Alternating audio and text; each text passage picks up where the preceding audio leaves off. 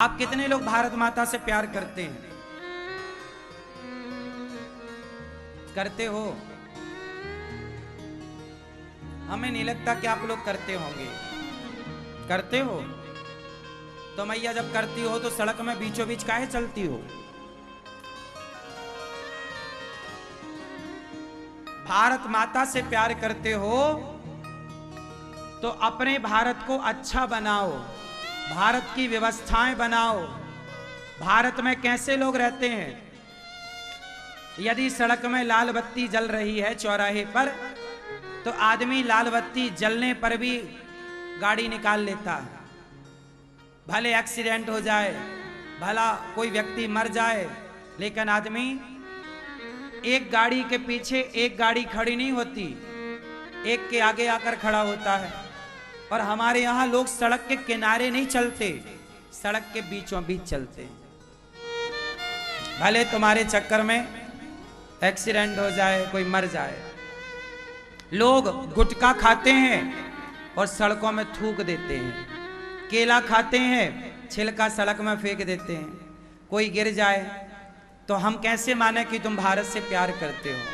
भारत से प्यार करने वाला सड़क में केले के छिलका नहीं फेंकेगा। उसे पता है कि कोई पीछे मेरा भाई आ रहा होगा, पीछे कोई मेरी माँ आ रही होगी, इस छिलके पे पांव रख के वो गिर सकती है। उसकी गोद में बच्चा होगा, यदि वो गिर गई तो बच्चे को चोट लग जाएगा। कोई गर्भवती महिला आई और छिलके में पांव रख गई और गिर गई तो उसके गर्भ के बच्चे को चोट लग सकती है। क्या ये सोचना हमारी और आपकी जिम्मेदारी नहीं है?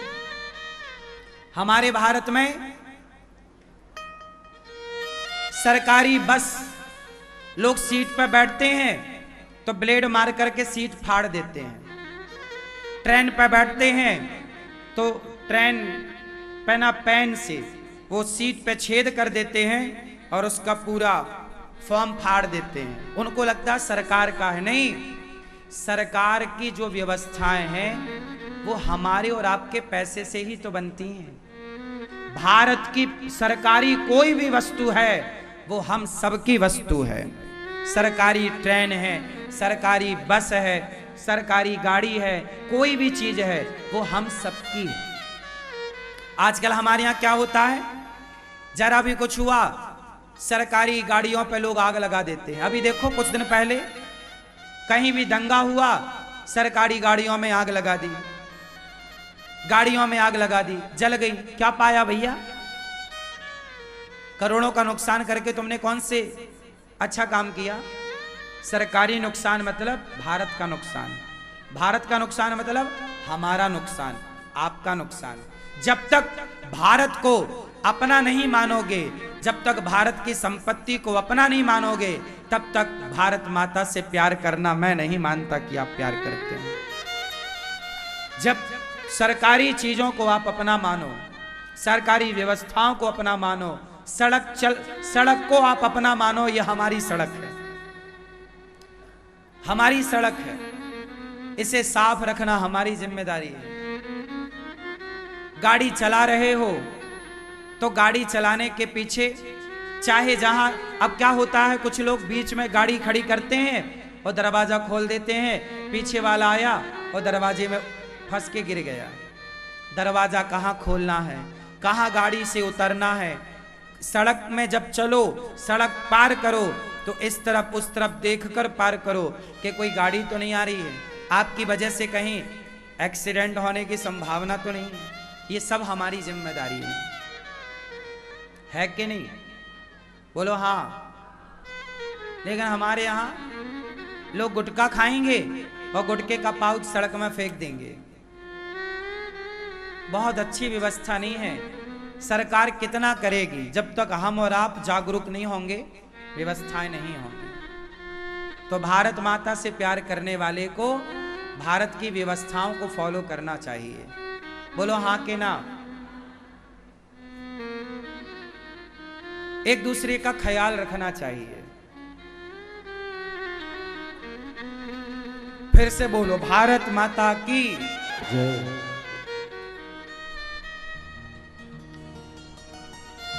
कलयुग कहां कहां रहता है? अभी यहां कलयुग चल रहा है क्या? नहीं, अभी तो आप कह रही थी चल रहा है सारी जगह में। हाँ, जहां कथा है, जहां कीर्तन है, जहां भगवान का भजन है, वहां कलयुग। तो कलयुग कहां है? जहां जुआ है,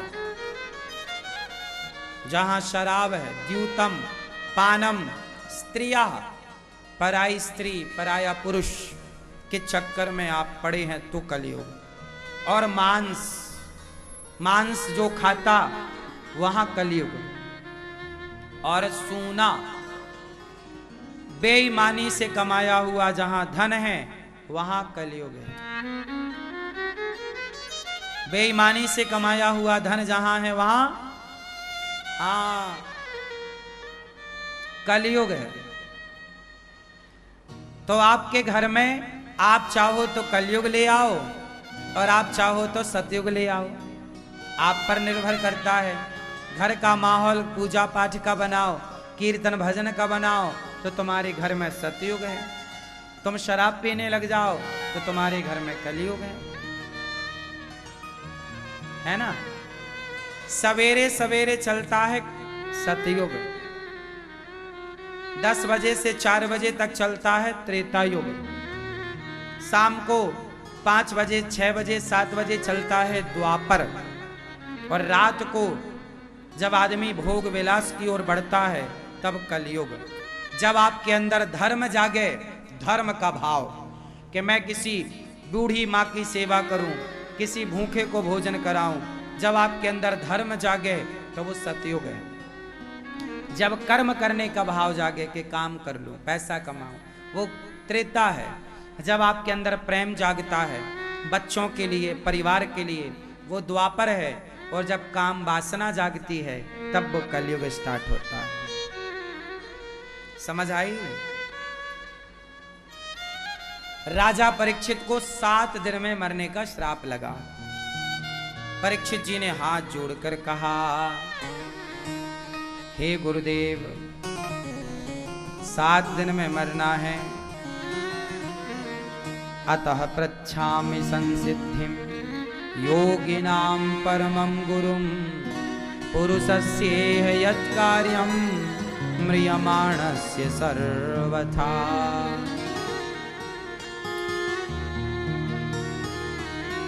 क्या करूं? 7 दिन में मरना है। सुखदेव भगवान बोले, जैसे 7 दिन में मरना हो वो क्या करे?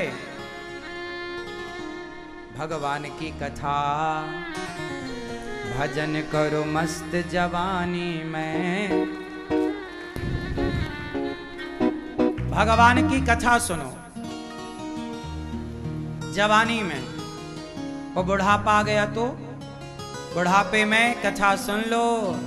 अरे बुढ़ापे में नहीं सुनोगे तो कब सुनोगे? बुढ़ापे में आदमी किस काम का है ये बताओ? हाँ? बताओ, बूढ़ा आदमी किस काम का?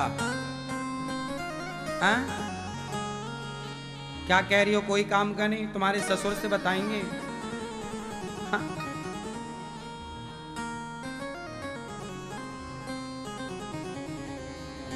बूढ़े आदमी बहुत काम के हैं। बूढ़ों से सलाह लेनी चाहिए। बूढ़ों से क्या करना चाहिए?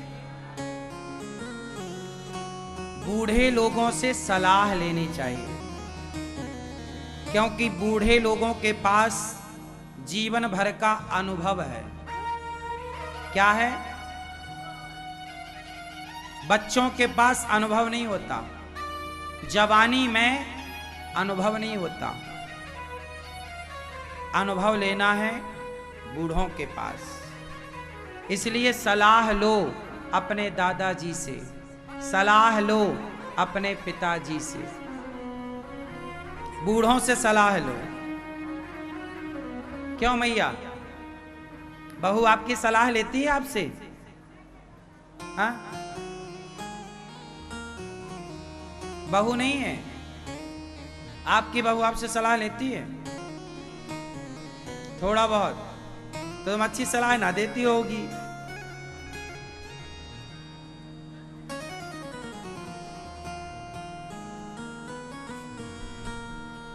बूढ़ों को भी ना थोड़ा अपने को अपडेट करना चाहिए।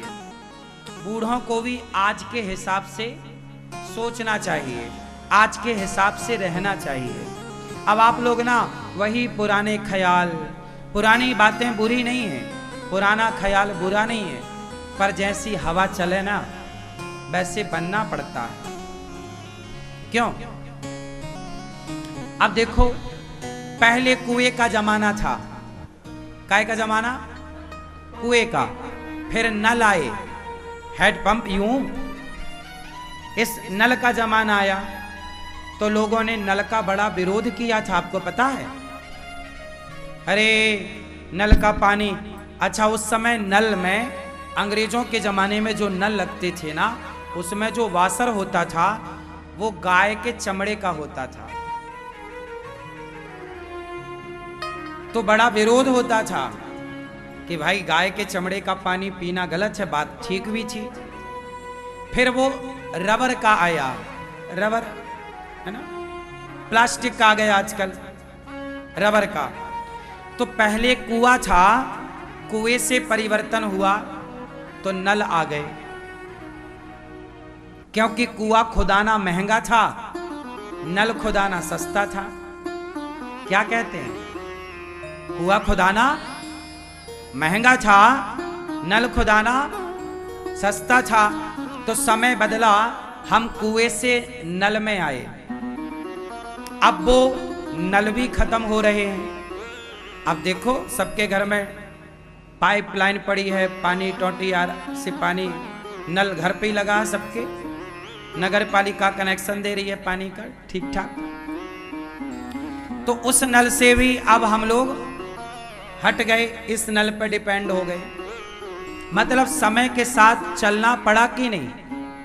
जब कुआं था तो सबको कुआं था, नल आया तो सबके लिए नल आया, सब नल पर डिपेंड हो गए, हाँ या ना?